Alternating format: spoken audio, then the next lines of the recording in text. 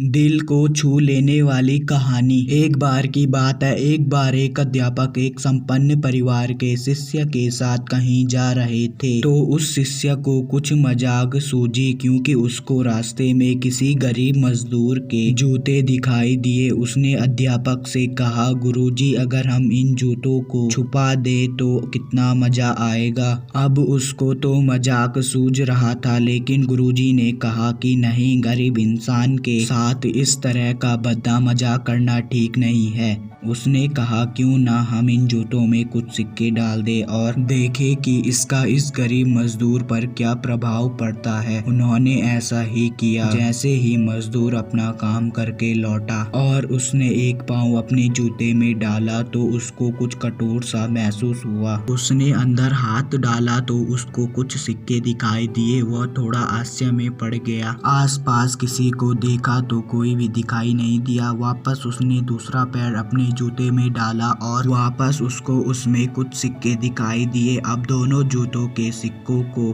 उसने अपने हाथों में रखा और प्रभु की तरफ इशारा किया, हे प्रभु, पता नहीं किस भले मानुस ने यह सिक्के मेरे जूते में छुपाए हैं, लेकिन जिसने भी छुपाए हैं उसको मेरी दुआ है, ताकि इन पैसों से मैं अपने बच्चों और पत्नी के लिए कुछ खाना और दवाइयाँ ला सकूंगा। और इतना बोलकर वह चला गया। उस बात को शिष्य और अध्यापक दोनों सुन रहे थे। अब अध्यापक ने शिष्य से पूछा कि अब तुम मुझे बताओ कि तुम्हें कैसा महसूस हुआ, तुम्हारे पहले वाली मजाक या मेरे यह तरीका। तो उसने कहा कि गुरुजी, मैं आपसे क्षमा चाहता हूँ। अब मुझे समझ आ गया कि सच्ची खुशी किस चीज में है। जब हम किसी की मजाक उड़ाते हैं तो हमें कुछ पल का आनंद मिलता है, लेकिन इससे हमें बदुआ मिलती है। लेकिन अगर हम किसी की मुश्किल परिस्थिति में मदद करते हैं और जिसकी भी हम मदद करते हैं उसको भी नहीं पता कि हमने उसकी मदद की है, लेकिन अंदर ही अंदर हमें पता है कि हमने उस इंसान की मदद की है, यही सच्ची खुशी है। जब